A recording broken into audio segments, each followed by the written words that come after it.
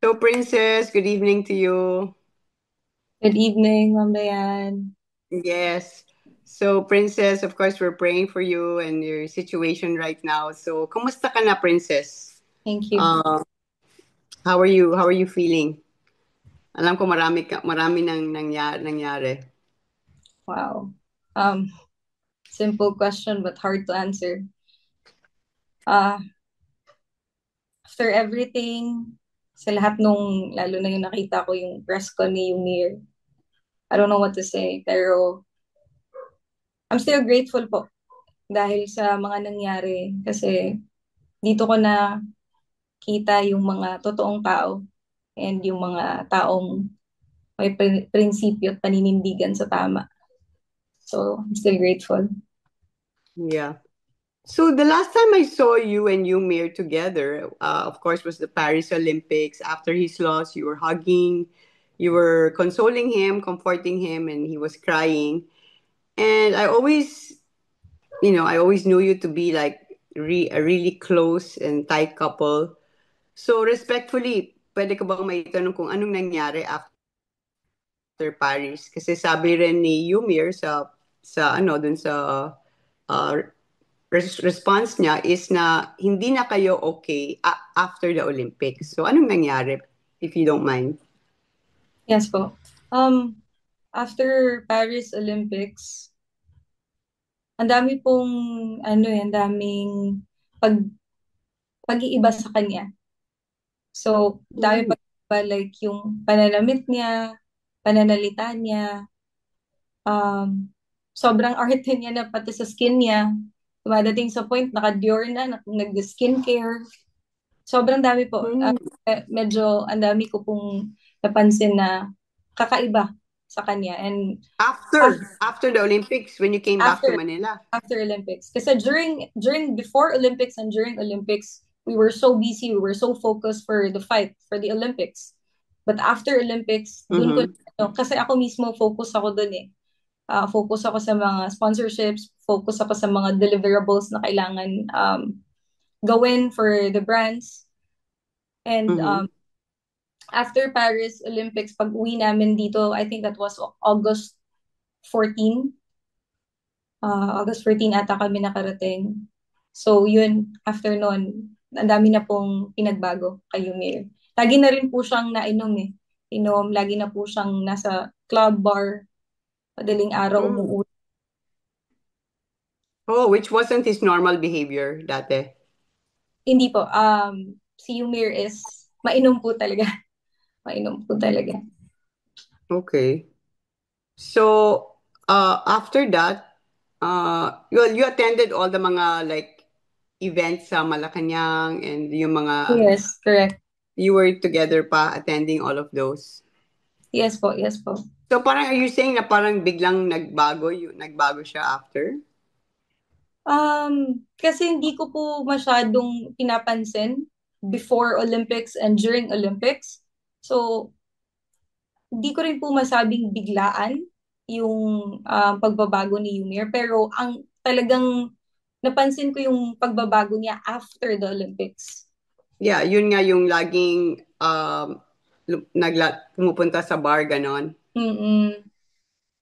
And then would you ask him about it? Um, Gusto lang daw niya po eh. Gusto lang niya uminom, mag-chill-chill. Gusto lang niyang pumunta sa mga barkada niya. Hmm. Okay. How long have you been together, Princess? Kasi I remember matagal ko na kayong ini-interview as a couple. So I know you were just married a couple of years ago, right? Yes. Yes. We've been together for 13, 14 years, but we're married 3 years po. Okay, so you were 28 now, so you were parang teenager lang kayo when naging boyfriend-girlfriend kayo. Yes po, 2012. Yes.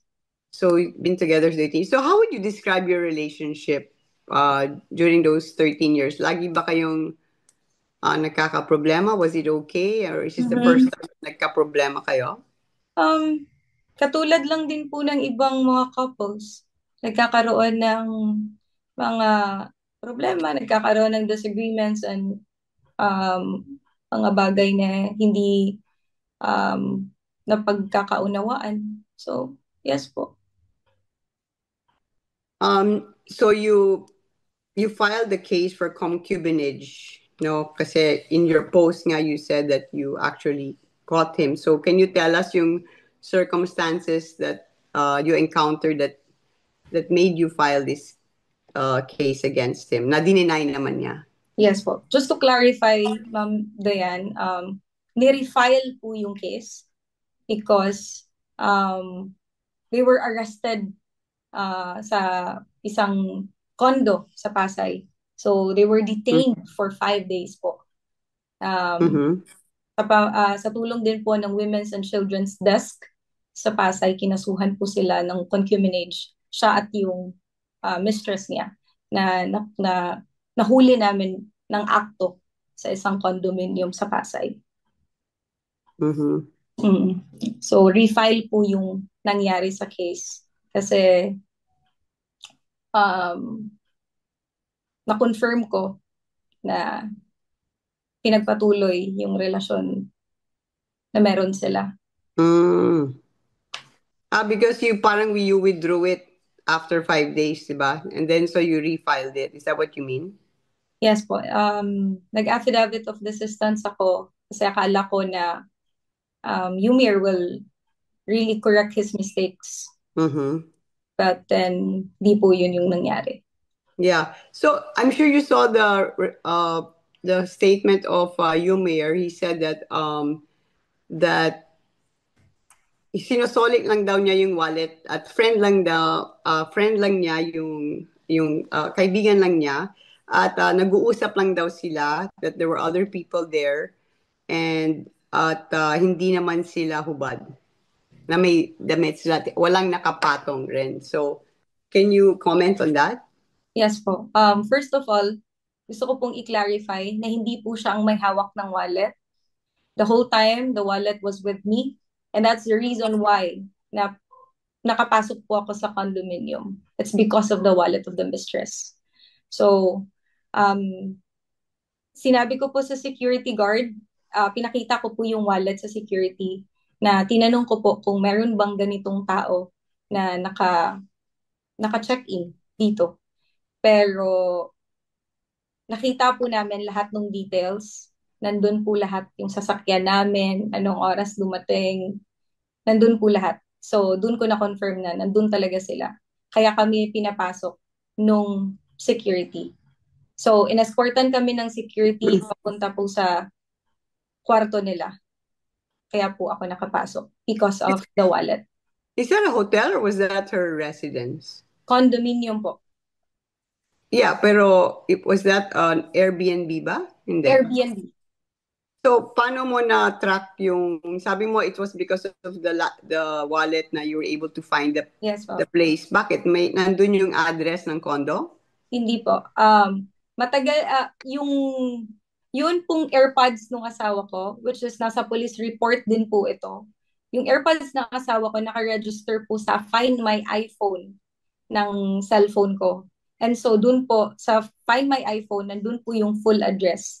Nakita ko, kaya nagtataka ako bakit yung asawa ko nandun the whole time. So, kaya sabi ko na, nagpasama po ako sa sister-in-law ko, which is kapatid ni Umir, na sabi ko samahan ako kasi parang may nararamdaman akong kakaiba na hindi na tama. So, yun po. Oh, I see. So you were able to find the location through the Find My iPhone because of the Yes. AirPods. At Because of yung wallet naman is, kaya ka pinapasok ng guard kasi ang sabi mo is, nasa akin yung wallet. Kasi nahuli ko po yung wallet is October 22 ng umaga. And na-caught in the act ko po sila October 24.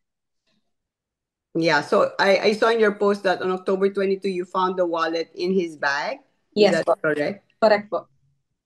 Okay. So, and then, sino yung kasama mo papunta dun sa place? Kasama ko po, 4 po kaming babae. Kasama ko po yung sister ni Yumir, yung sister-in-law ko. Kasama ko rin po yung ate ko and yung asawa ng kuya ko po, which is sister-in-law ka rin po. Okay. And then Yumir did say na with them was another person in the room. Hindi lang daw silang Silang dalawa. It's correct, sabi niya. Pero hindi So, po may, yun, may kasama ba sila? hindi po yun totoo. Sila lang pong dalawa ang nandun sa kwarto. Okay. Now, Princess, meron kang mga pasa, no? I think, at that Sa, time. yes po, hindi po. May pasa po ako sa paa and meron po akong fractured sa kamay po. Sa finger ko po. And up until now, nandyan pa rin po siya. Hindi po siya parehas. How did bakit nangyari yan? Punersa po ni Yumir yung kamay ko. So, ginanon po. During that time, Yes on po. October 24. Yes po, October 24. Okay, so, ang sabi niya doon is, you daw and your sister, binubugbog niyo yung girl, kaya pinoprotekta lang daw niya yung girl, kaya in the course of that, ay ano ka, napasa ka. What Yes. is that? Is that what happened? Siguro po, ang masasabi ko na lang, yung evidences, yung video na meron kami, we'll submit it to the court and hayaan po nating mag-decide sila. Kasi lalabas at lalabas naman ang totoo. Mm, okay. Regarding naman sa account, you also said in your post that Yumir withdrew all the funds in your joint account. Ang sabi niya, hindi raw totoo yon at the account is under your control and that you also have with you all the titles of their properties. Is that correct?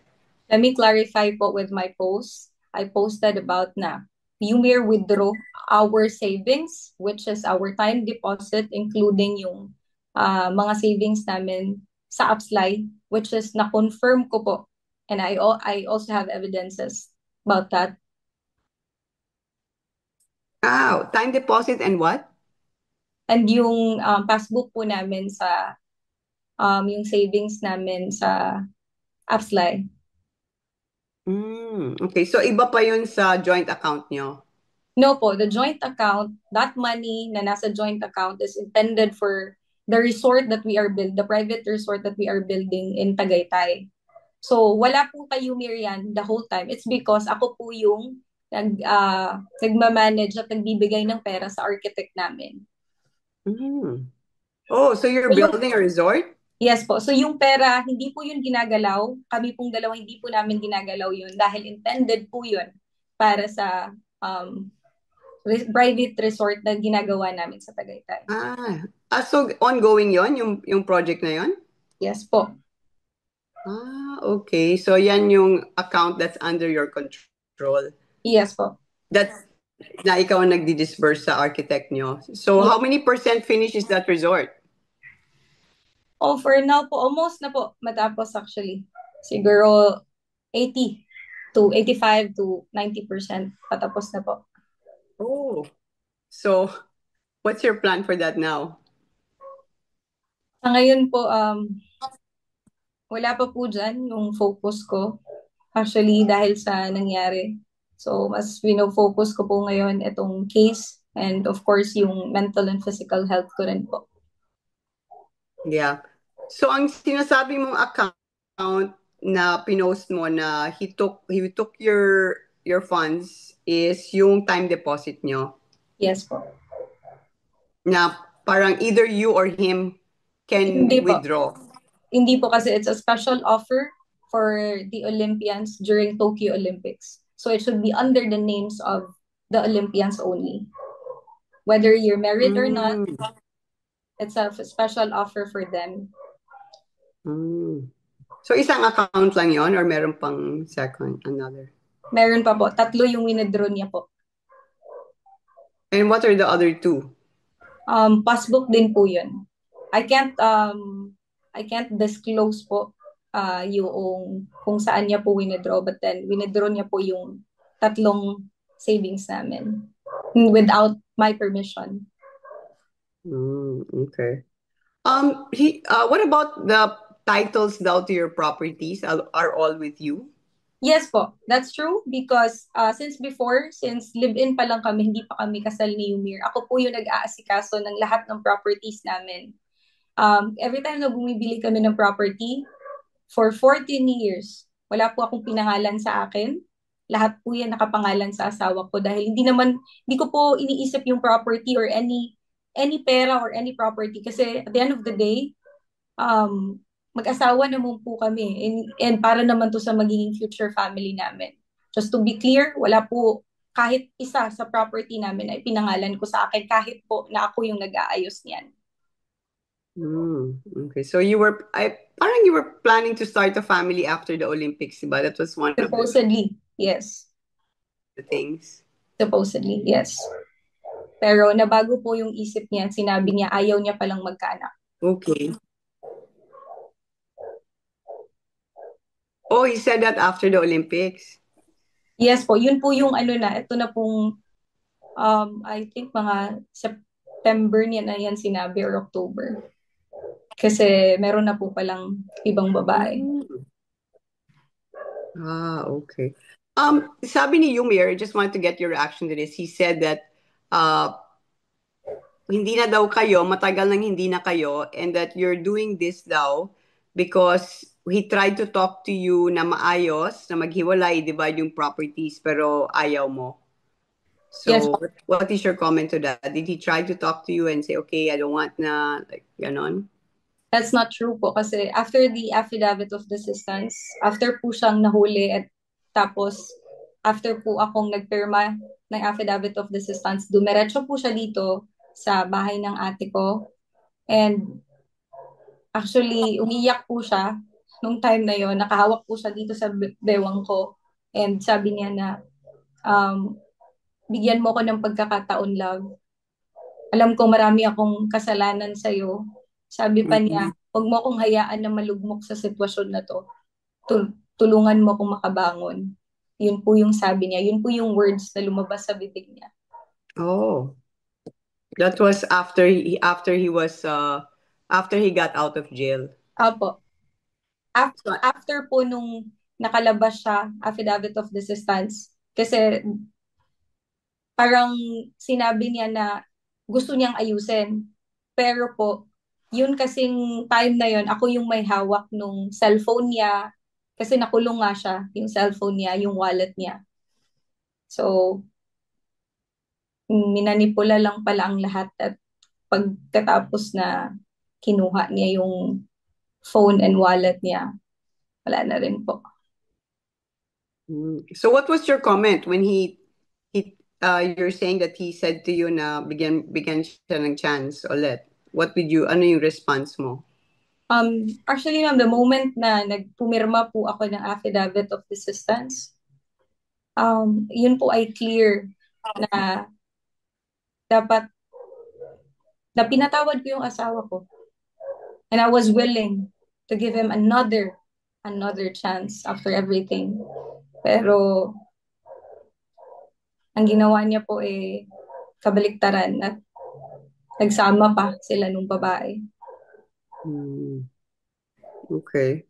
So in your post, you also said that you decided to make this public because you were concerned about your safety. Can you elaborate about? Correct. Yes po. Bakit mo nasabi yon? I'm concerned with my safety, not just me, but my family's safety and of course the potential witnesses po of the case against Yumir. Kasi Yumir is a well-recognized athlete po. So, madami po siyang connections and tao na nakasuporta din po sa kanya. Na malalaking tao rin po na pwedeng tulungan at gawing i-twist kung ano man yung katotohanan. So I'm really concerned about that also. Okay. So so what are you doing now day to day? Sa ngayon po, nag-focus po ako sa mental and physical health ko po. Yeah. And what is your next I'm sure you're consulting with your lawyers. What will be your next move, Princess, and how are you helping yourself cope with this? na nakapag-file na po ng case. I'm just we our my lawyer and I, inaantay na lang po namin na sumagot yung kabilang kampo kapag dumating na sa kanila yung subpoena. And how am I coping po? Ay, sino-surrender ko lang po lahat sa Panginoon. Mhm. Okay. Um, well, it's a very difficult interview to do, actually, to be honest. So, Princess, I wish you all the best. We're praying for you in this situation. Thank Is there anything else that you'd like to say to anyone right now? um Maraming salamat sa lahat po ng tao na sumusuporta at naninindigan sa tama. Yun lang po.